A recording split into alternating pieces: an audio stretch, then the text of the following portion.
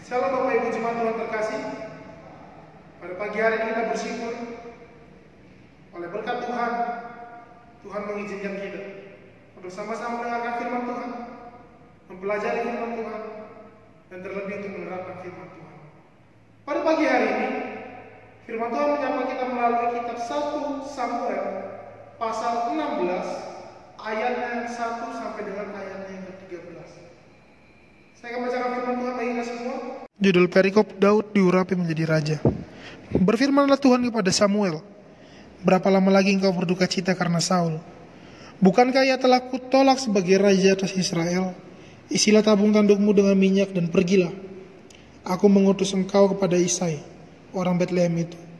Sebab di antara anak-anaknya telah kupilih seorang raja bagiku. Tetapi Samuel berkata, bagaimana mungkin aku pergi? Jika Saul mendengarnya, ia akan membunuh aku. Firman Tuhan, bawalah seekor lembu muda dan katakan, aku datang untuk mempersembahkan korban kepada Tuhan. Kemudian undanglah Isai ke upacara pengorbanan itu. Lalu aku akan memberitahukanmu kepadamu apa yang harus kau perbuat. Urapilah bagiku orang yang akan kusebut kepadamu. Samuel berbuat seperti yang difirmankan Tuhan, dan tibalah ia di kota Betlehem. Para tua-tua di kota itu datang mendapatkannya dengan gemetar dan berkata, adakah kedatangan ini membawa selamat? Jawabnya, ya benar, aku datang untuk mempersembahkan korban kepada Tuhan. Kuduskanlah dirimu dan datanglah dengan daku ke upacara pengorbanan ini. Kemudian dia menguduskan Isai dan anak-anaknya yang laki-laki dan mengundang mereka ke upacara pengorbanan itu. Ketika mereka itu masuk dan Samuel melihat Eliab, lalu pikirnya, sungguh di hadapan Tuhan sekarang berdiri yang diurapinya. Tetapi berfirmanlah Tuhan kepada Samuel, janganlah pandang parasnya atau perawakan yang tinggi, sebab aku telah menolaknya, bukan yang dilihat manusia, yang dilihat Allah. Manusia melihat apa yang depan mata, tetapi Tuhan melihat hati. Lalu Isai memanggil Abinadab dan menyuruhnya lewat di depan Samuel. Tetapi Samuel berkata, orang ini pun tidak dipilih Tuhan. Kemudian Isai menyuruh Syama lewat, tetapi Samuel berkata, orang ini pun tidak dipilih Tuhan. Demikianlah Isai menyuruh ketujuh anaknya lewat di depan Samuel. Tetapi Samuel berkata kepada Isai, semuanya ini tidak dipilih Tuhan. Lalu Samuel berkata kepada Isai, inikah anakmu semuanya? Jawabnya, masih tinggal yang bungsu, tetapi sedang menggembalakan kambing domba. Kata Samuel kepada Isai, suruhlah memanggil dia, sebab kita tidak akan duduk makan sebelum dia datang kemari. Kemudian disuruhnya lah menjemput dia. Ia kemerah-merahan, matanya indah dan parasnya elok. Lalu Tuhan berfirman, bangkitlah, urapilah dia, sebab inilah dia. Samuel mengambil tabung tanduk yang berisi minyak itu dan mengurapi Daud di tengah-tengah saudara-saudaranya. Sejak hari itu dan seterusnya berkuasalah roh Tuhan atas Daud. Lalu berangkatlah Samuel menuju Rama. Firman Tuhan pada pagi hari ini, saya beri tema Tuhan menilik hati. Saya ulangi, saya berikan tema Tuhan menilik hati. Bagaimana firman Tuhan pada hari ini diawali dengan suatu kisah penyesalan Tuhan Allah karena telah menunjuk Saul sebagai raja, sebagai pemimpin atas bangsa Israel. Allah menunjukkan penyesalannya ketika Saul berlaku tidak sesuai dengan perintah Tuhan. Bahkan apa yang dilakukan Saul semua bertolak belakang dengan Tuhan. Saul melakukan banyak hal yang tidak seturut perintah Tuhan. Yang pertama, Saul melakukan hal yang mengecewakan Tuhan, yaitu berbohong. Dalam 1 Samuel pasal 13 ayat 3 dikatakan, Yonatan anak Saul berhasil memukul kalah orang-orang Filistin. Tetapi pada kenyataannya, Saul meniup sangkakala dengan harapan orang-orang Ibrani percaya bahwa Saul yang sebenarnya mengalahkan orang-orang di Filistin. Saul membalikan fakta bagaimana sebenarnya Yonatan yang berhasil mengalahkan orang Filistin. Lalu yang kedua hal yang dilakukan oleh Saul adalah gegabah dalam mengambil keputusan. Ketika orang Filistin membawa pasukan yang banyak sekali menyerang kembali Israel, sehingga membuat prajurit-prajurit Israel pada satu ketakutan, gemetar bangun berlari ke gua. Saul pun penuh rasa kekhawatiran, ketakutan. Makanya dia menunggu kedatangan Samuel. Samuel tak kunjung datang. Hingga pada akhirnya dia menyuruh untuk memberikan korban bakar yang pada kenyataannya tidak sesuai seluruh perintah Allah. Ya, ketika Samuel datang, Samuel mengatakan, apa yang kau lakukan adalah bodoh. Kau tidak melakukan sesuai dengan perintah Tuhan. Bagaimana perilaku Saul yang gegabah atau ceroboh membuat Allah menyesal menunjuknya sebagai seorang pemimpin.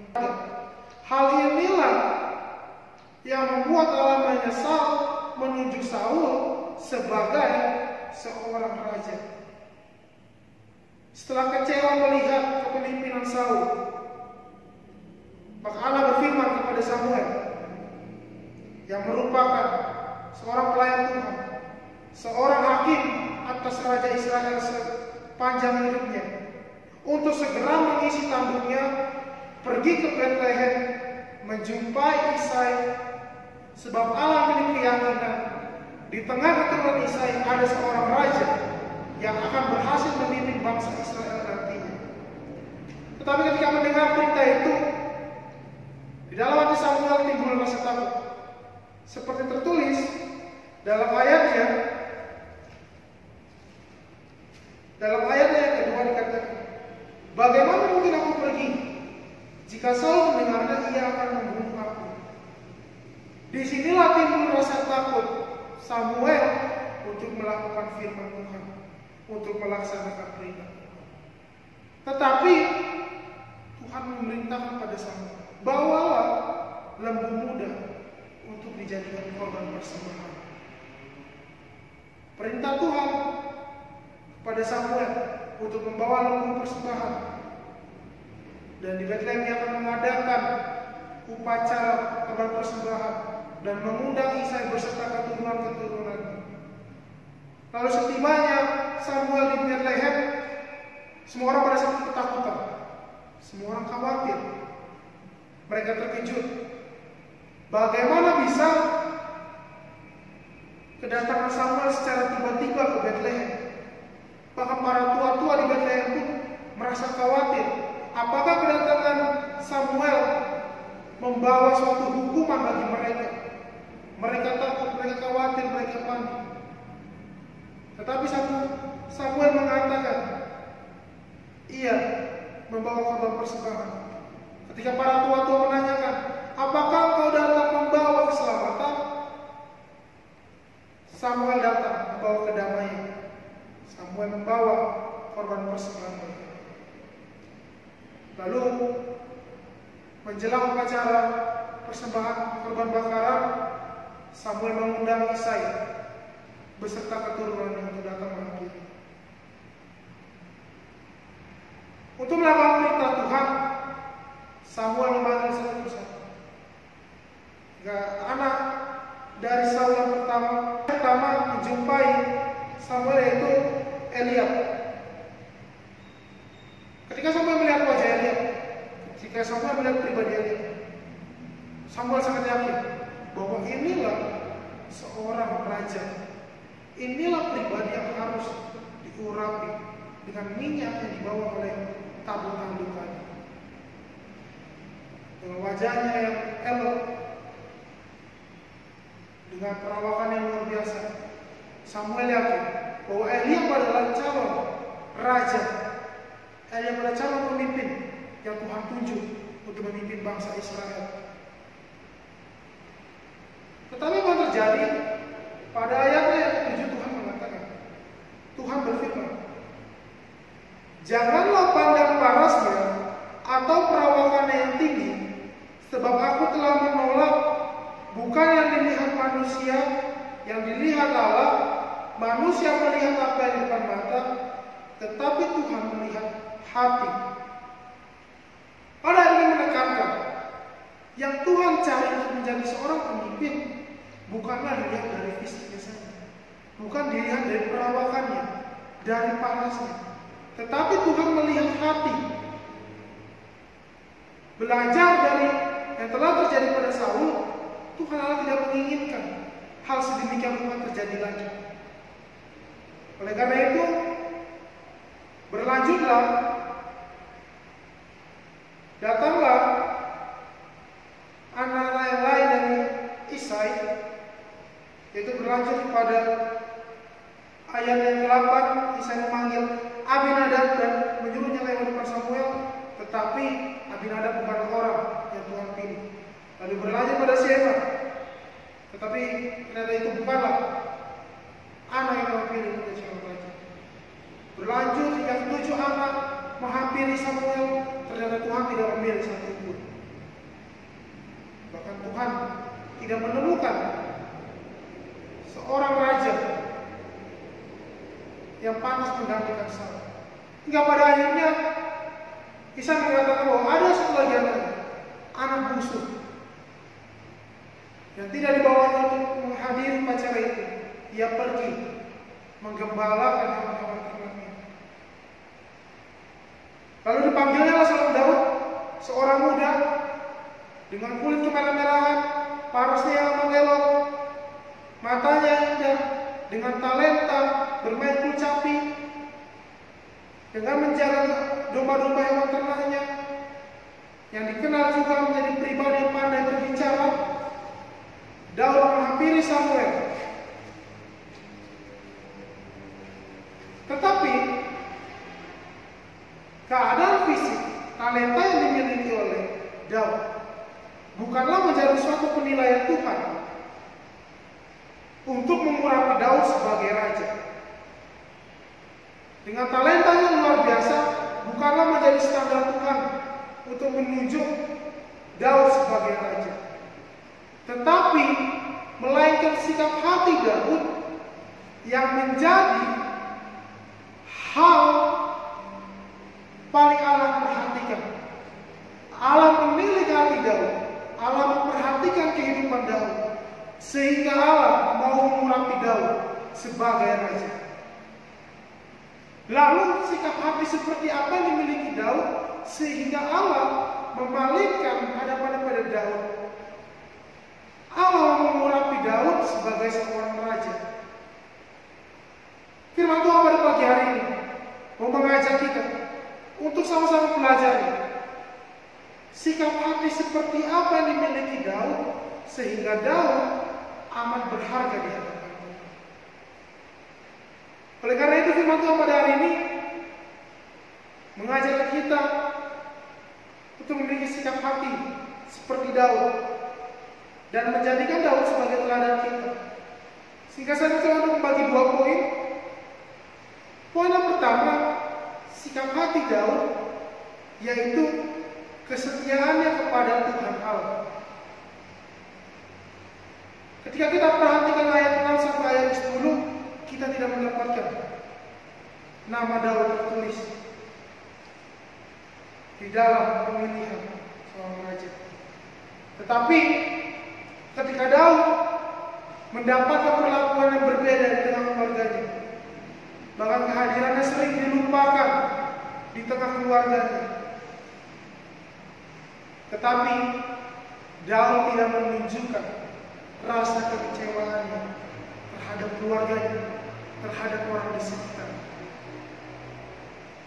Terlebih satu hal yang membuat Daud amat berharga di mata Tuhan, yaitu kesetiaan pribadi Daud. Kita bisa buka kitab kita dari Mazmur 104 ayat 33. Saya akan bacakan bagi kita. Aku hendak menyanyi bagi Tuhan selama aku hidup. Aku hendak bermazmur bagi Allahku selagi aku ada. Pribadi Daud, seorang penggembala muda, seorang penggembala yang setiap harinya pergi ke rumput hijau, pergi ke ladang besar. Tidak pernah Daud melewatkan untuk memuji nama Tuhan. Bahkan Ketika Daud mengembalakan hewan ternaknya, Daud memakai kecapi untuk memuliakan Allah. Dengan diiringi kulcapi, Daud bermazmur. Ini menunjukkan bagaimana kesetiaan Daud pada Tuhan tidak dapat terhalangi oleh apapun. Bahkan keadaan yang berat pun Tuhan tetap menyertakan. Tuhan menyertai kehidupan Daud. Buah dari kesetiaan Daud merasakan bagaimana Tuhan sangat mengasihi Daud. Tuhan sangat mencintai Daud. Ketika keluarganya memperlakukan Daud berbeda, tetapi Tuhan meyakinkan Daud bahwa Daud berharga di hadapan Tuhan, bahwa Daud sangat dikasihi Tuhan. Ketika Daud setia kepada Tuhan, Tuhan memberikan penyertaan yang luar biasa. Lalu Bapak Ibu jemaat Tuhan terkasih, apakah hal sedemikian rupa pernah terjadi dalam kehidupan kita? Ketika Tuhan memberikan ujian dalam kehidupan kita, ketika Tuhan memberikan ujian yang berat sekalipun, apakah kita sudah menunjukkan kasih kesetiaan kita kepada Tuhan? Apakah kita sudah mengikuti teladan Daud yang hidup di dalam Tuhan? Terhitung tanggal 18 Maret 2020, surat penggembalaan yang ditandatangani oleh kepala sidang kita berisikan bahwa persekutuan doa, kebaktian rumah tangga, kebaktian mandarin, dan persekutuan yang lainnya dialihkan menjadi kebaktian keluarga. Dan menjadi pertanyaan, apakah surat isi penggembalaan tersebut dapat kita lakukan ke depan, atau kita biarkan berlewat begitu saja? Di sini Tuhan mau melihat bagaimana kesetiaan kita. Apakah kita dihimbau untuk melakukan ibadah di keluarga, kita melakukannya atau kita tidak melakukan? Firman Tuhan mengingatkan kita begitu. Ya, kita mau hidup setia di hadapan Tuhan, selalu ada janji yang luar biasa. Bahkan penyertaan Tuhan boleh kita rasakan. Dalam Mazmur 37 ayat 3, Daud memberikan pesan pada kita semua. Percayalah kepada Tuhan dan lakukan yang baik, diamlah di negeri dan berlakulah setia. Firman Tuhan melalui kesetiaan Daud mengajarkan kita. Daud terlebih dahulu menikmati buah dari kesetiaannya. Kini tiba saatnya Bapak Ibu Tuhan terkasih, kita meresponi kebaikan Tuhan dengan kesetiaan kita kepada Tuhan. Ketika Daud saja bisa melakukan setia pada Tuhan, ini saatnya kita sebagai anak-anak Allah yang amat Tuhan cintai, amat Tuhan kasihi, merespon kebaikan Tuhan dengan kesetiaan kita kepada Tuhan. Dengan percaya kepada Tuhan, berlaku setia pada Tuhan. Satu sikap hati Daud yang Tuhan pilih yaitu kesetiaan pada Tuhan. Lalu poin yang kedua, sikap hati seperti apa yang dimiliki Daud hingga Tuhan amat mengasihi dan mencintai dia. Yang kedua adalah Daud merupakan pribadi yang mengandalkan Tuhan. Dalam setiap langkahnya, Daud selalu mengandalkan Tuhan. Maka pribadi Daud mengajarkan kita, situasi apapun kita tetap mengandalkan Tuhan. Indikasi pengandalan Tuhan dalam kehidupan Daud dapat kita lihat ketika Daud menjalankan tugas sebagai seorang pembangkang, di mana ketika ia diperhadapkan dengan hewan-hewan buas, ia diperhadapkan hewan-hewan yang sangat siap mungkin untuk menerkam para hewan ternak Daud, bahkan terlebih hewan-hewan buas yang dapat menerkam Daud, tetapi Daud tidak memiliki rasa cinta, sebab Daud mengandalkan Tuhan. Seperti yang tertulis dalam Mazmur 22 ayatnya yang ke-22. Selamatkanlah aku dari mulut singa dan dari tamu banteng. Engkau telah menjawab aku. Ia memohon perlindungan Tuhan Allah dari serangan singa dan banteng. Bagaimana tuh Daud mengandalkan Tuhan Ketika Daud diperhadapkan dengan hewan-hewan buas yang siap menerkam, kawanan hewan ternak yang siap menerkam Daud, Daud meminta pertolongan pada Tuhan. Daud mengandalkan Tuhan. Nama Daud dalam bahasa Ibrani disebut David, yang berarti dikasihi, menunjukkan bahwa Allah begitu mengasihi Daud, sehingga Daud memberikan respon yang amat luar biasa pada Allah. Jika Daud merasakan penyertaan Tuhan yang luar biasa, di situ pula Daud semakin yakin ketika Daud mengandalkan Tuhan, maka Tuhan menyertai setiap langkahnya. Bahkan terlebih jika kita membaca kisah Daud diperhadapkan dengan satu kemustahilan, melawan seorang raksasa dari orang Filistin, melawan raksasa yang sangat ditakuti banyak orang. Tetapi peristiwa ini Tuhan jadikan sebagai pesan pribadi terhadap kita bahwa ketika kita mengandalkan Tuhan, kemustahilan sekalipun Tuhan patah.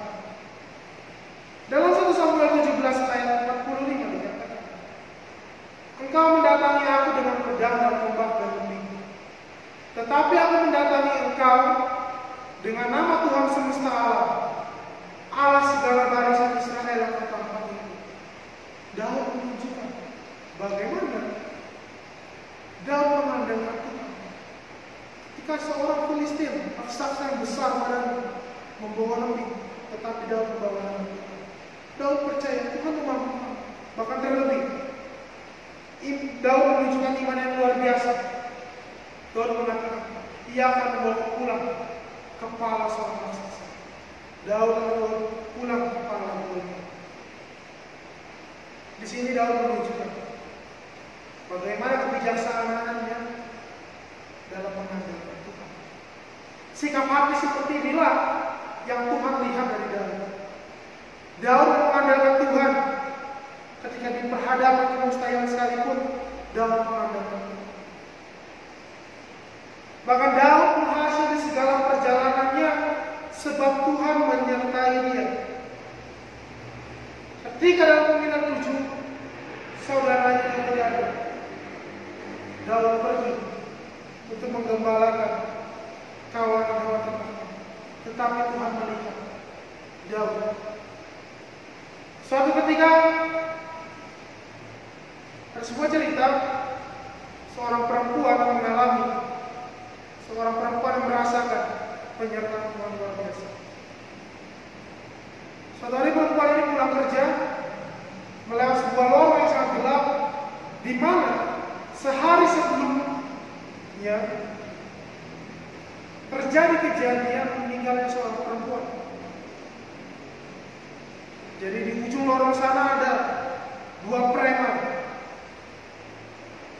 yang menjamret, mengambil semua yang ada pada orang lewat situ, lalu membunuh. Kalau ketika perempuan ini pulang kerja, perempuan ini tidak ada rasa takut sama sekali.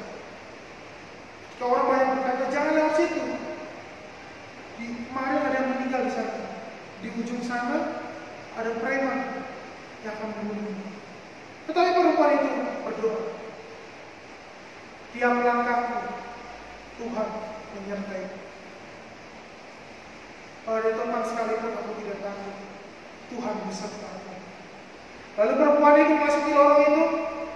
Dia memasuki lorong. Hal yang luar biasa, jika dia berjumpa dengan kedua preman, ia tidak merasakan sama sekali preman itu. Ia segera menghabisinya, ingin segera membunuhnya. Preman itu justru hanya melihat perempuan itu. Dengan penuh gemetar, para preman memperhatikan perempuan yang berjalan sendiri. Suatu ketika, kedua preman ini ditangkap polisi, dan perempuan tersebut menjadi saksi. Polisi menanyakan, mengapa tidak kalian bunuh perempuan ini? Mengapa tidak kalian ambil apa yang ada pada perempuan?